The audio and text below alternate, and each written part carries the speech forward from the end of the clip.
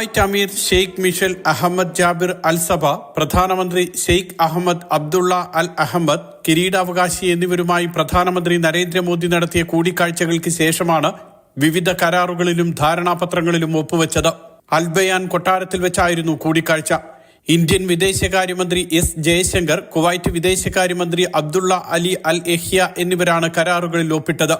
പ്രതിരോധം, സാംസ്കാരികം, കായികം, സൗരോർജം, ഫാർമസ്യൂട്ടിക്കൽ അടക്കമുള്ള ആരോഗ്യരംഗം ഇങ്ങനെ വിവിധ മേഖലകളിലെ സഹകരണം ശക്തിപ്പെടുത്തുന്നതാണ് കരാറുകൾ. അൽബയാൻ കൊട്ടാരത്തിൽ നടത്തിയ കൂടിക്കാഴ്ചയിലാണ് പരമോന്നത ബഹുമതിയായ ഓർഡർ ഓഫ് മുബാറക് അൽ കബീർ പ്രധാനമന്ത്രി നരേന്ദ്രമോദിക്ക് കുവൈറ്റ് അമീർ സമ്മാനിച്ചത്.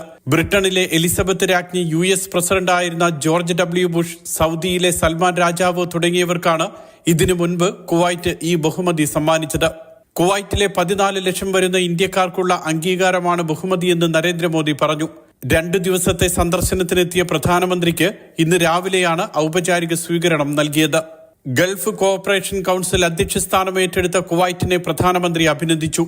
43 വർഷത്തെ ഇടവേളയ്ക്ക് ശേഷം കുവൈറ്റ് സന്ദർശിക്കുന്ന ഇന്ത്യൻ പ്രധാനമന്ത്രിയാണ് നരേന്ദ്രമോദി. വൈകുന്നേരത്തോടെ അദ്ദേഹം ഡൽഹിക്ക് മടങ്ങി. Mathrubhumi news, Kuwait.